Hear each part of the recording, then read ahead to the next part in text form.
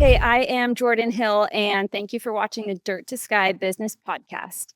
Thank you to our sponsors, Compass Visuals and Spirit Mountain Casino. I am here today with Mike Nuss. I've known you a few years, and I am so excited you're here. I'm excited to be here. Yeah, thanks for having me. Yeah, absolutely. I'm excited to learn more about you and your businesses because I have a lot of questions that I've never been able to ask you before. Open book. Yeah. Awesome. Love it. Well, can you share a little bit about you and your businesses, the names of them, and then we can kind of dive deeper? Yeah. So I've been essentially self-employed for 22, 23 years now. Yeah, about 23 years. And I'm just a real estate junkie at this point. So I was an appraiser for a long time. After Dodd-Frank, the Great Recession, I transitioned to investing in development. Acquisitions and development is my heart. You do a lot of acquisitions and development. You need a property management company to then manage assets and a brokerage to dispose of assets. And so have all of that in a company called Rarebird. So Rarebird acquisition, property management, and real estate. And then what I found when I was an appraiser was I gained business by just doing public speaking, continuing education for brokers. And so then I have an events company. So when I made the transition from appraising to investing, real estate meetups were not really happening very much. There's one organization in town. So I started hosting meetings in 2012. And so that's a byproduct. So Investor Lab is the fourth company, which then kind of feeds that. So there's education, there's networking that kind of just feeds all into a real estate network. So, but for me, yeah, I'm an appraiser. I look at things as if my opinion doesn't matter. I look at things as everything is a spectrum. Everyone has an opinion. And so that moves our evidence, our facts, our science that we're trying to make decisions off of. Math is real, but I think science is more applicable, or not. English or art is more applicable to what we actually do in real estate because of the relationship side. Can you create relationships? Can you see risk? Can you account for risk? Can you lead people? Can you not lead people? And so that's kind of my existence now. We have 9 staff, and they all take great ownership in what they do. And so I get to kind of sit back very pridefully and watch, and we don't run out of put in the time to get to where you are. Yeah. So I mean, that is awesome. Yeah. All right. Well, oh my gosh, I have a ton of questions, but I would love for everybody listening to learn a little bit more about you and how you got to this point. So as far back as you want to go, tell me a little bit about where you were raised, kind of the journey. Yeah. So a Salem kid that liked sports, didn't like school. I was decent in math, terrible in English. I had a little bit of charisma and a little bit of leadership skills. So my first job in life was flipping pizzas. And then quickly I got offered a supervisor role. I didn't know what I wanted to do. I wasn't good enough in sports to go into college. And that was one opportunity, just stay local and flip pizzas and become a manager, which is what the owner wanted to groom me for. Or I was playing catch in the backyard with my uncle one day, and he said, you should come work for me. And he was an appraiser. He lived in Portland. So that began my journey. And I always loved Portland growing up in Salem. So I actually started working weekends my senior year of high school. And then right after high school, I graduated and got right into it. And so back then there was no online education. You had to go to college to get the initial real estate classes that you had. Yeah. And it was an apprenticeship, and it was 1997. So it was right as a real estate boom kind of started to happen. It's when the formation of the current mortgage as we know it, the current mortgage bond market as we know it. And so I didn't know it at the time. The dot-com bubble was getting created. So as a young person, I didn't get to really understand what all these macro things that were happening, what they were, but I got to observe all of that. And so now I'm 3-4 cycles in of being able to, or 3 decades in of just being able to observe and then pattern recognize. And then once you start recognizing patterns and you've made a lot of decisions, you've put a lot of skin in the game, you've lost a lot of the skin in the game, you kind of got some reward, then the market tells you what you're good at. The people around you, I kind of say this a lot. You at some point in life, you try to become a magnet. I don't think people realize that, but that's what we're trying to do, right? If we're in high school or going to college, we're trying to be a magnet for a good employer. If you're a real estate developer like me, then we want to be a good magnet for acquisitions and a magnet for private capital and a magnet to banks and to tenants and to sellers. And And so it's the experiences in life where you start to learn, okay, I have this matter that I was given. How do we magnetize that? Yeah. For lack of a, so there's me. I'm kind of a philosophical human being. Which is kind of different than many investors and like, very black and white thinker, like, and you clearly look at the big picture more than most people, which is awesome. Was there somebody in your life growing up, like a mentor, somebody you knew that kind of helped cultivate your mindset? No, and honestly, I didn't really start to cultivate my mindset probably until I was in my 30s. And so that was that first, you lose everything. I've had phases in life. There was actually a 14, 15-month period of time where I got laid off. So I was 21 years old and I got laid off. I had 2 summers in Portland. Is this when you were an appraiser? Yeah, okay, exactly. Got it. Yeah. So 21 years old, and this is right after the dot-com crash. So 2000, 2001. So of June of 2000 until September 11, 2001. Yep. I was more of a, how do you actually make friends and influence people rather than being an employee and a driver? And kind of going back to personality. So like the DISC test, if you know the DISC test, I'm a high I, high S. So I'm a very intuitional human being. So I don't set goals. I'm not a big goal setter. I understand the value of it. And there's periods of time where I do that, but I'm not like a high D, where I'm not a high drive. I don't have endless energy. I'm not just going to outwork anybody. That's never been my personality. My personality has always been, where do I fit in? What am I observing? And kind of go from there. So as far as mentors, I haven't been a great human being to reach out for mentors. I've had coaches and paid coaches. I look up to certain individuals, but I also know that, and probably because of internally, I don't ever want to be put on a pedestal. I really try not to put people on pedestals. I think it's right. So because they're all humans and you're always going to see a flaw in someone. And so it's kind of, again, get in where you fit in, value people for what they are, where they're at in life. And humility is always a good thing, and not feeding ego. That's an unhealthy ego. Exactly. So for yourself or someone else. So and most of the people I look up to, they're usually the calm, cool, collected, non-ego human beings. One guy, for example, never really was a mentor to me. But this was 2016, 2015. This was the third iteration of being an employer. And I knew I didn't have good employer skills from just the past.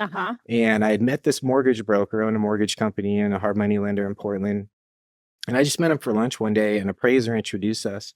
And it was just his mentality at the meeting of how calm and cool and collected he was. The fact that he didn't want to answer any questions. We weren't there to meet business. It was just, you're good human beings. You run events. You're both in real estate.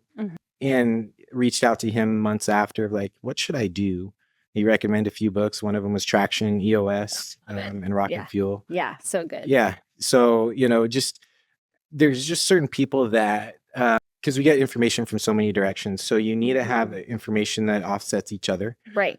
So again, the appraisal process is reconciliation. So reconciliation is a process of how do you take all the data and whittle it down into your own opinion, right? Right, yeah. And so that comes with not putting people on pedestals. And then you don't get your bias determining your actions. Rather, am I a watcher of my actions, right? So kind of an Eckhart Tolle type mindset. I'm not my thoughts. I'm more than my thoughts. Right. And humans are like that as well. Yep. So, yeah. Wow. Okay. And so then in what year did you decide, was it, you said 2009, 2010. Yeah. And so what was your next move? And why did you make that move? So quickly, I bought a decent amount of real estate. I had the appraisal business. So my appraisal company did well. I earned money. I had good credit. I bought some real estate. I had some employees. Awesome. Like residential real estate. Yeah, exactly. Just some rentals. I didn't really have a business plan. So this is the problem. Most people getting into real estate, they don't have a business plan. Right. And again, like, taxes are not a bad word. So my first bad decision was I bought some pre-construction where the day I wrote a check, so I read $5,000 earnest money before they ever broke ground. wrote a $20,000 check to purchase it in January. I could have put it on January a year later. Okay. I could put it on the market and have netted $50,000 of profit. But that would have been $25,000 of taxes. And why would why would I do that? But it wasn't a good rental. I didn't have a business plan. I didn't know why I bought it. I just knew I bought it below value, and I had no plan to extract that value. Okay.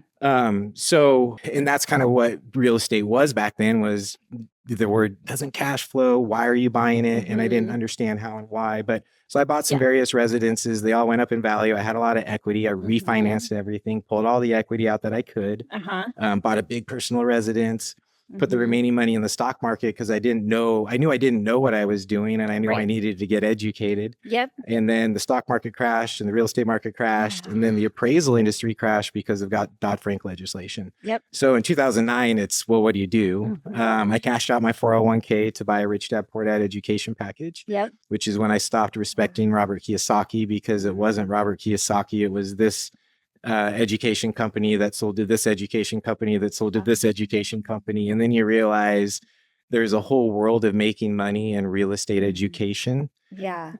So my start in 2009 was I didn't have any credit. I didn't have much money left. And so it was just going into acquisitions.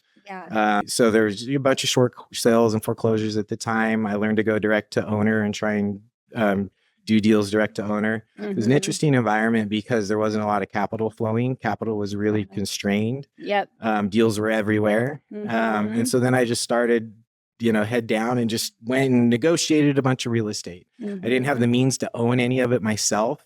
And just, so that started the pattern. And then in 2011 is when I really started to create traction. So partnered up with my old business partner in 2011, started the education side in 2012. We branded our companies in 2014. So real estate was all I knew, and that was the means to the end. So lucky for me, I was able to create income in real estate and then build a passive portfolio at the same time. And market conditions were really ripe for that. And then as I had more and more experience, it just became, well, now you have a little bit more leadership skills, you have a little bit more influence, started getting into politics and rent control and more continuing education classes and committees at the city level, and became a commissioner on a rental services commission. So at about 2016, 2017, that's when you start trying to actually create a vision with like on EOS and traction of what's your 1 year, 3 year, 5 year vision. So there was this real growth period of time around then. I was, upper 30s, around 40. But yeah, that's kind of, and then you just whatever, and then the market kind of takes you into certain directions. And I've staffed up, I've staffed down. I bought my business partner out at the end of 2023, which is a really hard thing to do in a relationship like that, but also the beginning of something new. I think if you look at my staff that were around then versus, and then that are still around now, they see a completely different way of living for them. Because the company's different. And so I think that's where the philosophical side starts coming, is when it starts becoming about more than just you. And so, that was a big bit of a rant. I'm going to try to, I was trying to bookmark things in my mind. And it's hard to do if I go in all the direction. Go back to, okay. So, I mean, if you could restart back to 2009, would you? Same thing. No, I wouldn't. Because I think, especially if you want to, because I don't want to try and go make money outside of real estate. Why would I? have decades of experience, right? So the knowledge is the key. The network is the key. And everything starts at acquisitions, and what's really interesting, like you're a broker, we do the exact same thing, just with a different lens, right? So your job is to bring people to the market, whether it's a seller or a buyer. All that activity, everything that you do to ultimately get someone in the marketplace, right? I do the exact same thing. I just look for a different, you're looking for 8 out of the 10 owners. I'm looking for 2 out of the 10 owners, because 8 out of the 10 owners aren't going to work for what I want to do, but those 2 are. And if you start there, then that's the foundation. I call it good basis. So now there's the math aspect of it. From a math standpoint, a good basis, buy low, right? Philosophical standpoint, sell high. Well, what is selling high? Like, how you're adding value, you're creating value. So that's what I do, is specifically look for, well, what are properties that I can add value to with my network, my skill set, whatever. Yeah. Okay. Yeah. And so talk more about acquisitions. Like what, like, is it something that you are personally acquiring or you're helping people? Like, and what is it? Yeah. Just great question. So like as if I'm 5. yeah. So an acquisitions is just negotiation. Yep. That's all it is, right? So you're trying to buy real estate. Yep. Me, I want to do it directly with the seller, because any person in between you and the person writing the deed at the end is going to get paid. And commercial, residential. Yeah. Okay. Yeah, mostly residential. And then I bought some restaurants recently, and we can talk about I've done that. But to me, it's psychology. Negotiation's amazing. It's relationship building. And so we do educational sales is what I call it. I don't ever try and convince anything, because I don't need a sales breath. I do not have sales breath. Okay. I did at one point in time. Yeah. Someone explained it today as commission breath. You probably heard it in real time. Oh, it's just, you can Right. spot it a mile. Because I need this listing or I need this acquisition. My existence is going to be here whether I do business with someone or not. Right. And that's for anyone that I meet. And that is a great privilege and luxury to get to in life. And so it brings a different calm in the living room. I'm not in living rooms very often anymore, but in anything I do, there's this level of calm, because I'm not trying to convince you to do anything. Right. But if you're the right type of avatar, there's probably a way that we can do business together, or there's a way that I can help add value to what you're trying to accomplish in life. And that's awesome, because my whole goal, like building every single one of my businesses, was just give away education, give away value.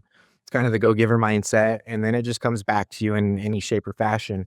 And I'm not trying to measure how it comes back to me. So I could never be an agent, and nothing against the industry. But for example, one way you get paid is referrals, and you give referrals and you track referrals. That would drive me fucking crazy. Like if I get a referral, great. If someone owes me a referral and they don't pay it to me, I really don't care. Yeah.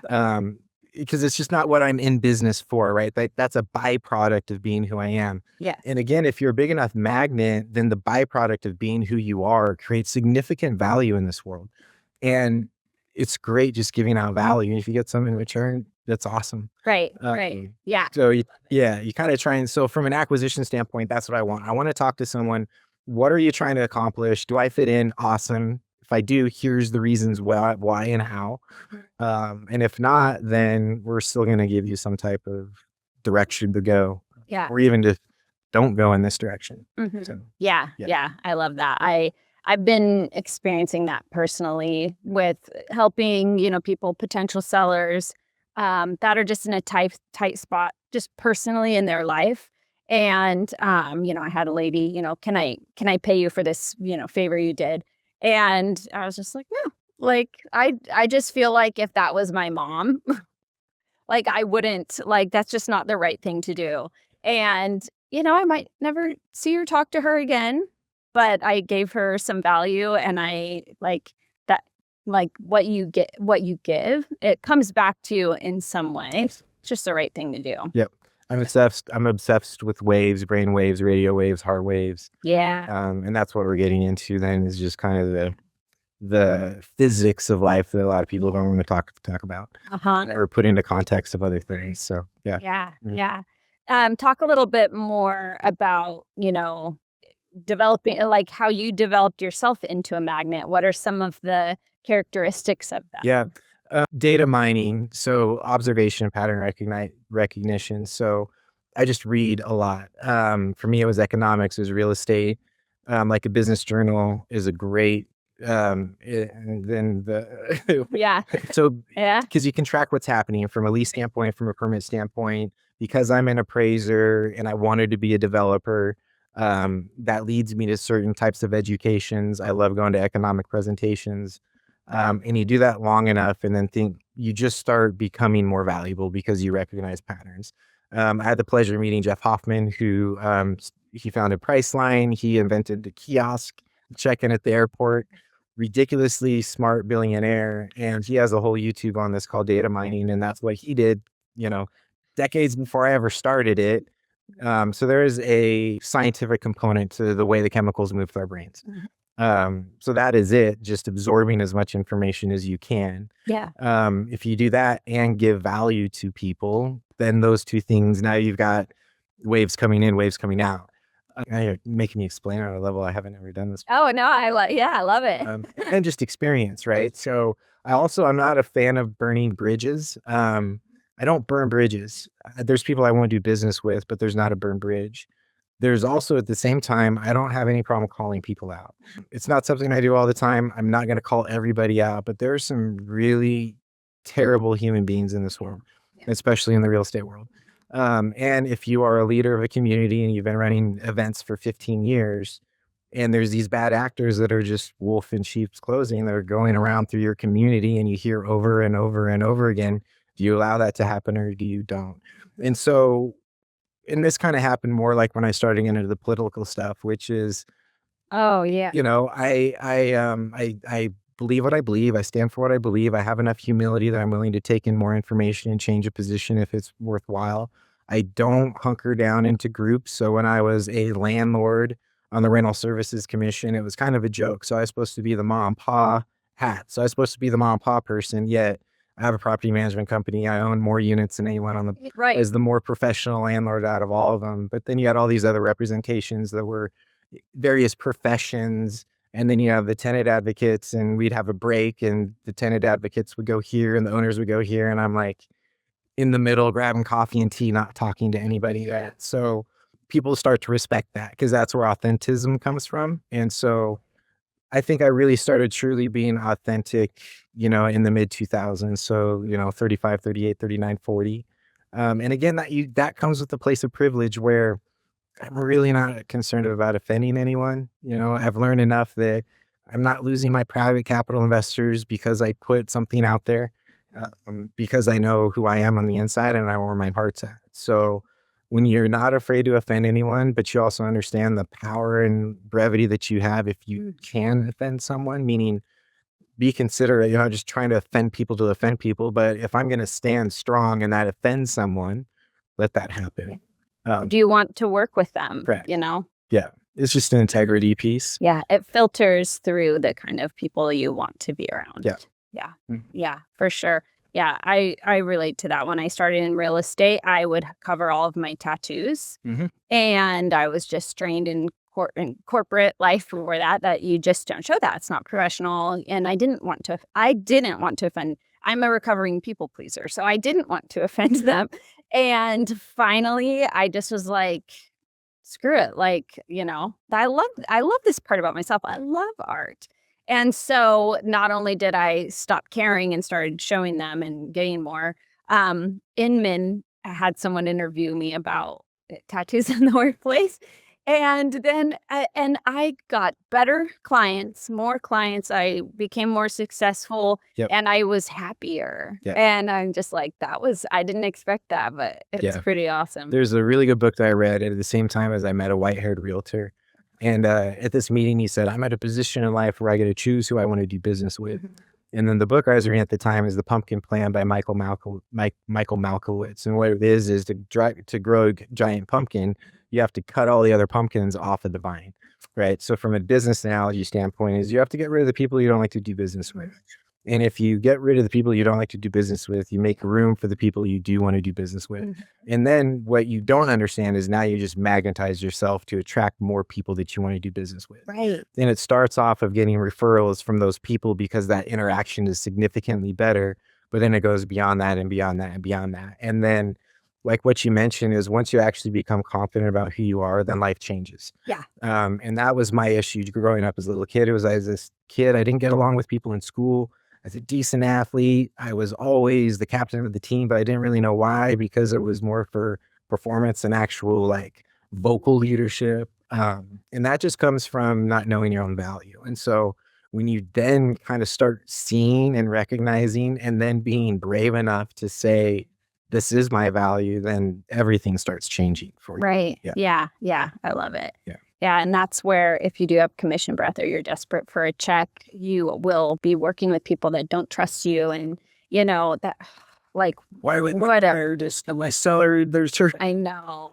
Oh, man. Yeah. And I'm thankful I'm now at the point where I have turned away potential clients, and it's still difficult for me. It is still difficult, but now I do it, and I'm best thing ever. But Okay. And so then, in what order did you begin, starting your other businesses as you built what? Yeah, property management first, Okay. and then again, just kind of ground up. So the beauty of my property management company is no one in my company has ever worked for a property manager.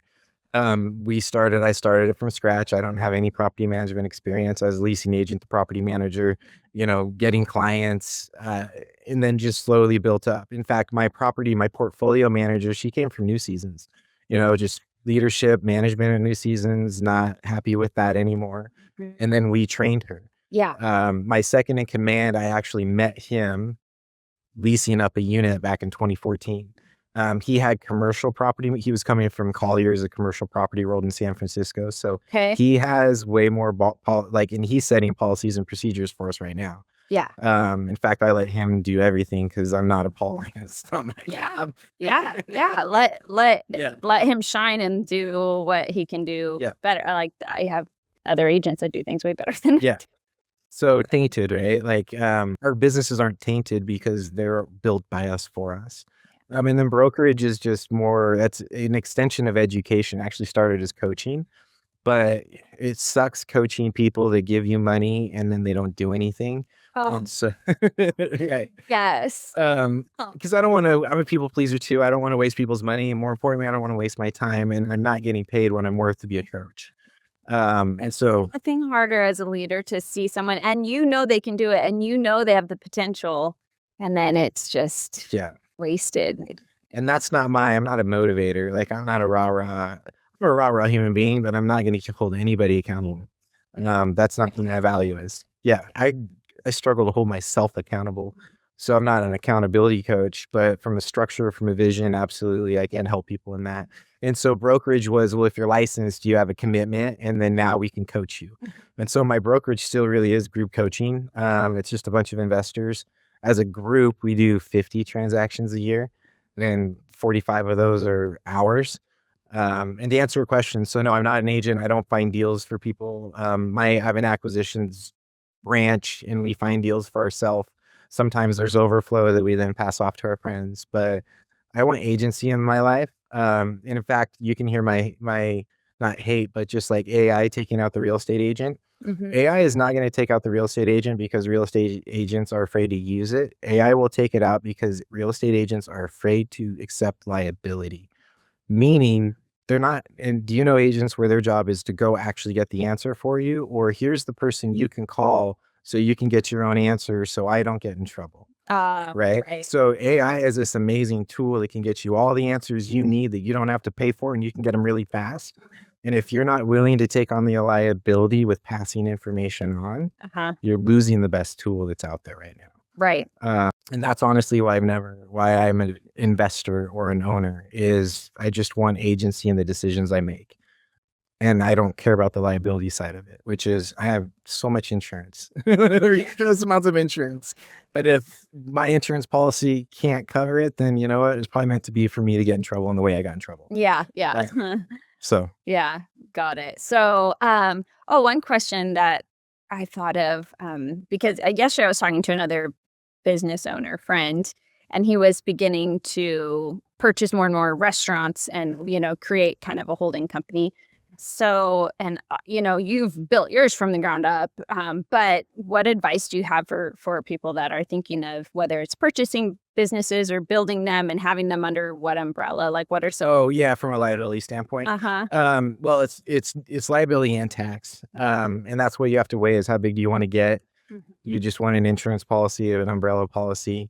I form a lot of partnerships, and I form a lot of partnerships that own a lot of real estate. So I essentially have entities that file taxes, and then those entities own entities that own real estate. And so the liability is separated here, but everything flows up to as simplified of a tax mechanism as I can get to. Yep. So for example, this one entity may own 10 properties, but I get 1 K1 from it.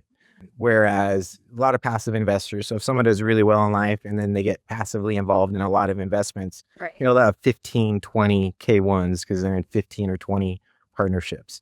Well, I've got 15 or 20 partnerships that own a bunch of properties underneath. So I don't want 100 K1s 15 or 20K ones is fine. Yeah. So there's that tax flow to it is what breaks some of that down. Did you figure this all out yourself? Yeah, well, my CPA it costs me an entire salary. Okay. And then my attorney, I've had lots of attorneys. But the best part again is networking. So my attorney I don't have a lot of legal fees because I just trade real estate knowledge. My attorney's an investor. And so I do a lot of trade for stuff like that. And again, 30 years of experience, and I've paid off 100 million of debt, which means I borrowed significantly more than that. Which means I've done ridiculous amount of deals as a buyer, as a seller, as a tenant, as a landlord. I've done a lot of use conversions, so I've dealt with the city and a lot of permitting and stuff. And so you just go through all these little battles, the kind of the saying of you forget more than what a lot of people know. And it's your brain, you just, right? So I don't know. Yeah. That's your question. There's just a lot of experience. Yeah. Tell me about whether it was the largest transaction or maybe just like a very interesting scenario. Tell me a story about. I mean, you want a sentimental one? You want that's gonna make me cry? Sure. Yeah. That's a powerful one. So everything again is, for me, my lens is framed around, I made my wealth negotiating real estate from an owner in their living room, and then negotiating with the tenant their lease that's 50% of market rent, right? So now we have a lot of rules and laws established around that in Oregon, but it's one thing to be someone who, say, is a dentist or a doctor that makes a lot of money, and they go buy some real estate and they hire a property manager and they say, go kick that person out or increase their rent by 100%. Yeah. When you're the one in the living room having that conversation about, here's what your rent is, here's what market rent is, what can you afford? And then at the other side, trying to negotiate an acquisition and you don't have any really wealth or money, and you're trying to get a good deal that you can then raise capital for, right? You're trying to create the magnet out of the acquisition, but then you're also cognizant of who's sitting in the living room with you and how there's a huge contradiction to those things. And so how do you make money in real estate? How do you create wealth in real estate? How do you understand your impacts from a gentrification standpoint and a displacement part in real estate? And so, long way to answer your question. I was buying a sixplex, so my first 5+ unit property, and we had negotiated everything before ever seeing the property, and there were really low rents, and it was a cash out deal. Wasn't going to be any seller financing. Yeah. And we're in the first unit, and when you go into a tenant occupied low rent place, you can cut the tension with a knife. Yeah. And so there's a Christmas tree, and I just said, a nice Christmas tree.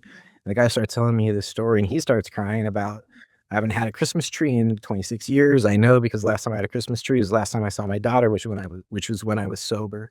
And so we found out, and what I didn't know is all 6 units were this person's philanthropy. Everyone at one point had been homeless. Everyone pays like $200 in rent, and then they get a little bit of subsidy from Home Forward. And so, we're in this lens of, man, we're going to buy it for this, and we can make it worth this, and we'll get cash flow.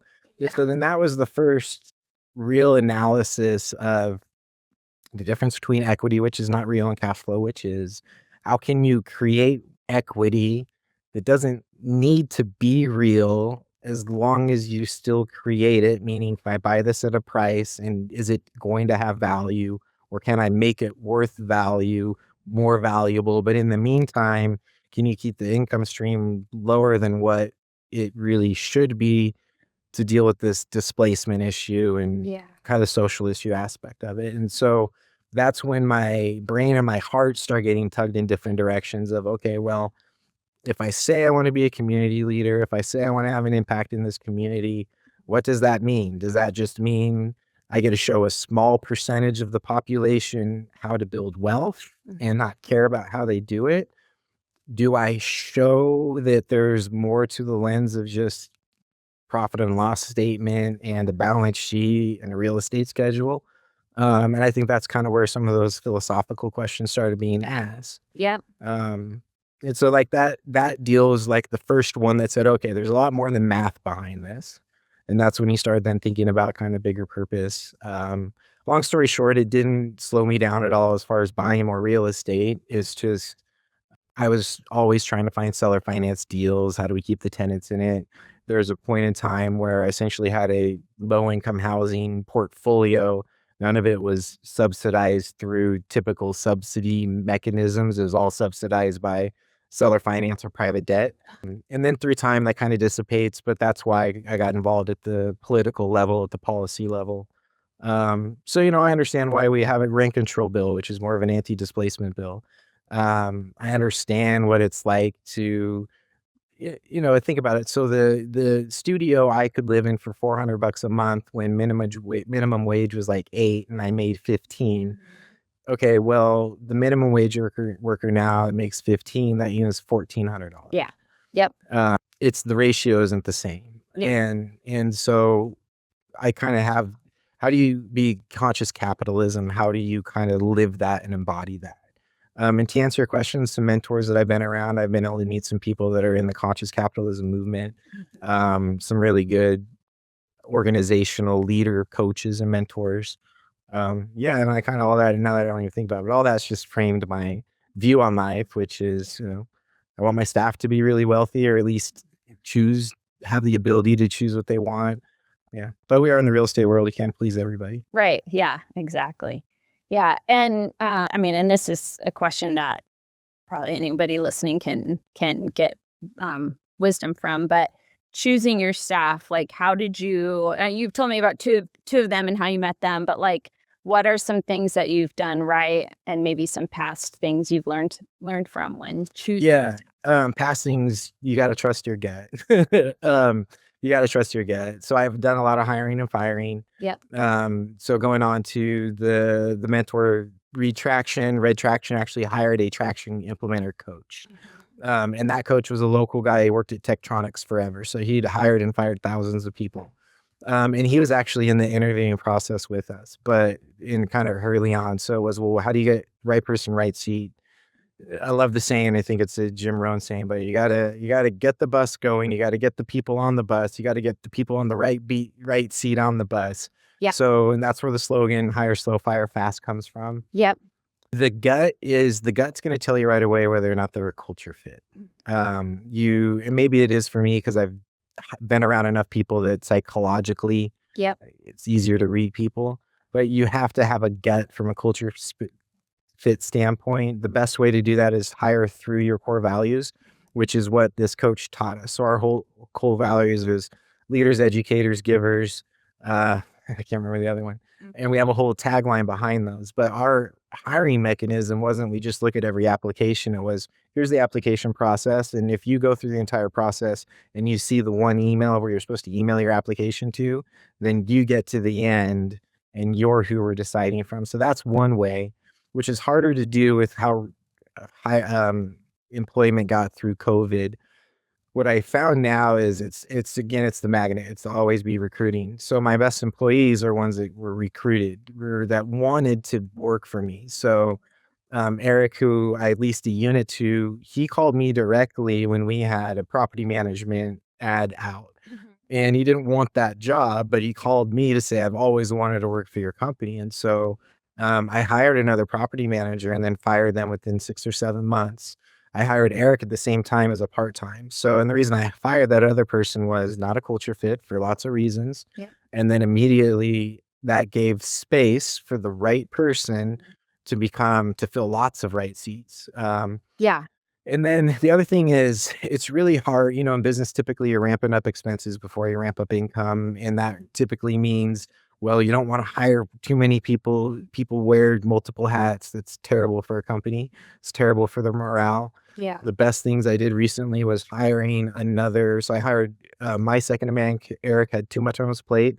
So I hired a full-time project manager to get stuff off his plate. But then I also hired him a full-time person to be an executive assistant and then a marketing person.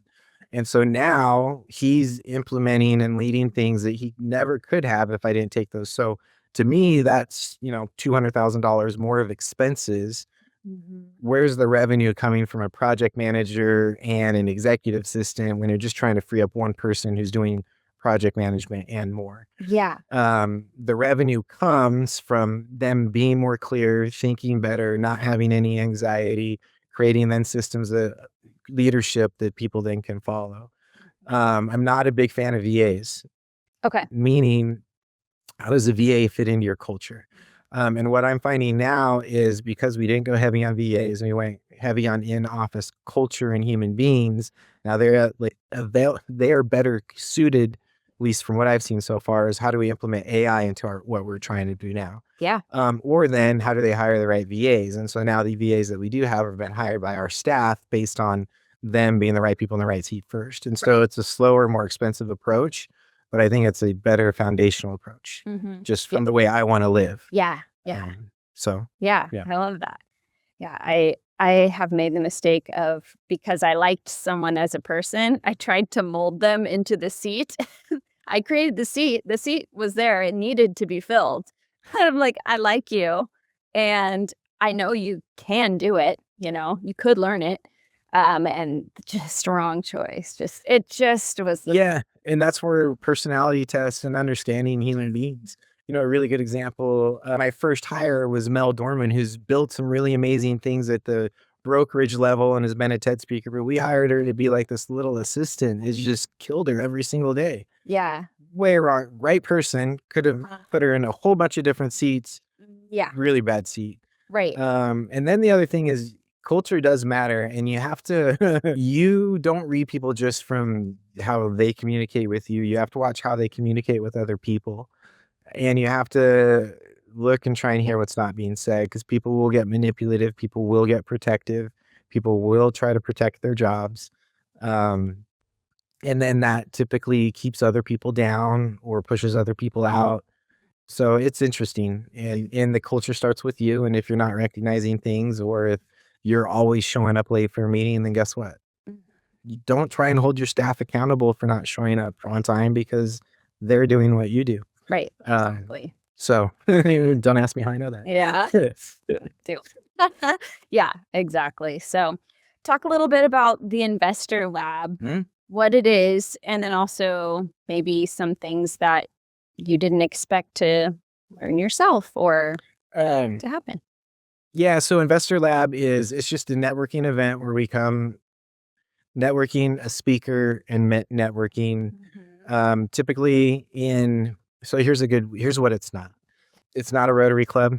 It's not the Business Alliance is a chamber for all nurses. It's not that type of thing where you're not going to have someone on stage for a half an hour or an hour pitching you on all the sponsors. We have sponsors, we have people there, but we're here for one thing, which is meet a lot of cool people that are doing cool things, have a room full of a spectrum from newbies to independently retired human beings, and then a dynamic speaker who can make people think a different way and get people excited. Yes. And so in that element, and then you throw in a free drink, so there's an alcohol aspect of it, is, well, you're going to go and have fun first. You're going to meet someone you can then go do business with, and you're probably going to retain something from the speaker that was there. Yes. Not trying to sell anybody anything. It's not that awkward room that you want to walk in. Like, people going to a networking event is a very awkward thing. I hate going to networking events. And so I created this so it's not an awkward, and that's kind of the goal of it is,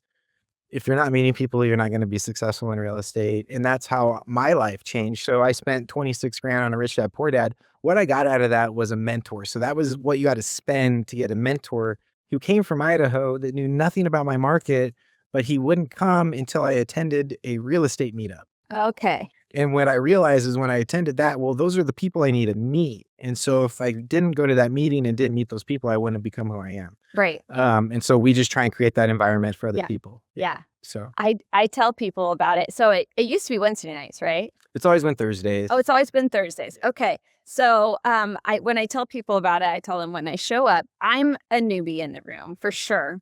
And I don't own any investment properties. So there's that.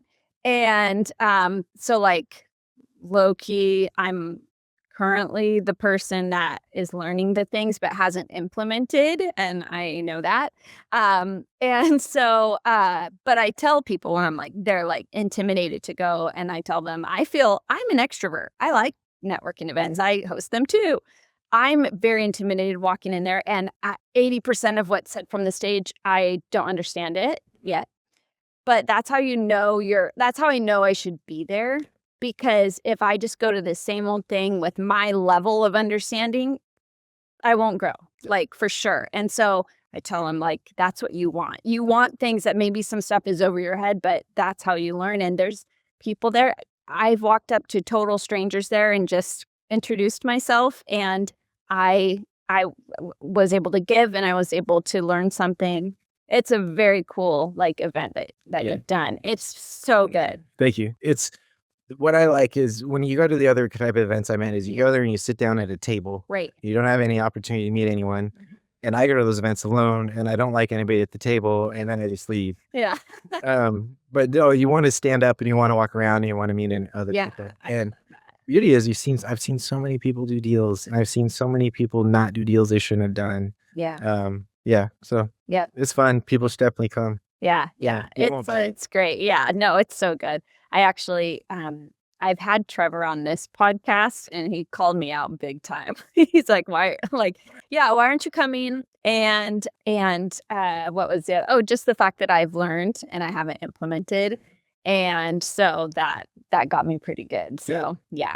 So well, you're going to be speaking in September. I am so excited. Actually, that's just another thing I was thinking of, something you said. I don't remember what it was, but like, when you like talking about contributing and all of that, I find I get so much better at literally anything I do if I'm asked to contribute. Like, always say yes, because even for that, I'm prepping for it. I'm making sure like certain things are top of mind that would be valuable, and I've even just been, since you asked me, exploring like, well, I do this thing. I don't technically know what it is. I'm going to deep dive into this so I know how to verbalize it to people.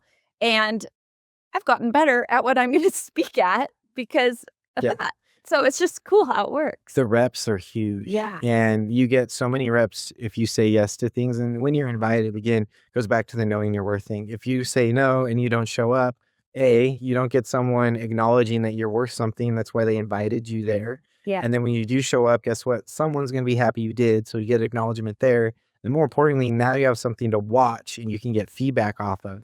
So you're getting the actual rep of doing it. So yeah, I think I gave my first presentation in like 2004, maybe 2003. And there's no better way to try and build your business, in my opinion. Yeah. At all. Yeah. Yeah. How, like, have you always been comfortable, like, on stage talking to people? Okay. No, it's, I haven't been like ridiculously uncomfortable.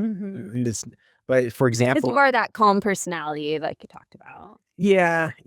And I have been in leadership positions. Even when I was laid off that one year, I was going to community college and I took a public speaking class. Yeah. So I understand the value in it, I think, is part of it. But the other part is I do love connecting with people. I hate meeting people, but I love connecting with people. I hate having to meet people, but I love meeting cool people. Right. Yeah. You know, it's not, so you kind of just. We all have to go outside our comfort zones sometimes. Yeah. It's like, I love everybody, but I only like a few. Right. That's nice from speaking from the stage, though, is it? You can give them value, but exactly. You know, it's a whole bunch at one time. That's actually why I started going to, it's been over 2 years I've been going to Toastmasters, because I realized if I can take people to coffee one at a time, agents, and try to help them or educate them. But then when someone asked me to speak at an event, I was like, I could, instead of 100 people, 1 hour each, it's 1 hour and 100 people. And like, you can impact more people. And so I've been going for 2 years. So now I would have never been able to be even a panelist before. So it's really important. Absolutely. When you're, yeah. In fact, some of the best development programs are like cut code knives and Toastmasters. Yeah. And public speaking. Yeah, exactly. Actually, my first Toastmasters, because you've read Gino Wickman books. I remember I was reading one, maybe Rocket Fuel or something. And my very first Toastmasters, they called me up to give an impromptu speech. And their question was something, I actually don't remember what the question was. And I totally blacked out. I don't remember. I was hyperventilating. I sat down. I was so dizzy, which that's how nervous I used to be. And apparently I had talked about that book that I had been reading. And I like won the little ribbon for the day. You don't even remember the presentation. Anything about it. And so I was like, I'm in the right place. I'm in the right place. I've got this. So Yeah. anyways, You got through this. yeah, I think it's great for a leader to learn those skills. They help one-on-one. Like they help on this, like being a guest or a host of a podcast. Absolutely. Yeah. Yeah. And if you're not good one-on-one, you have you really shouldn't be leading a team. Like you shouldn't be a business owner. Like focus on the magnet side of things, like all the things that you were talking about, like focus on that and like look within and Absolutely. yeah.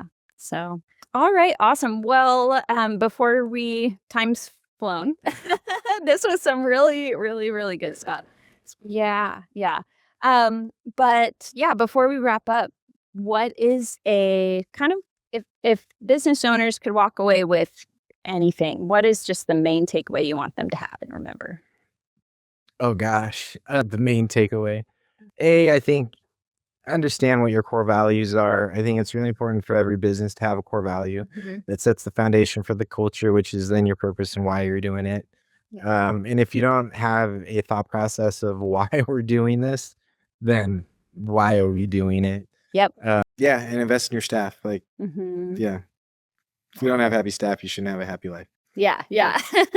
Awesome. Very good advice. Thank you. So, yeah. Appreciate it. Well, Sorry, I know. People are walking away with a lot of good nuggets from today. Thanks. So thank you for watching Dirt to Sky Business Podcast. I am Jordan Hill, and thank you, Compass Visuals and Spirit Mountain Casino, for sponsoring this episode.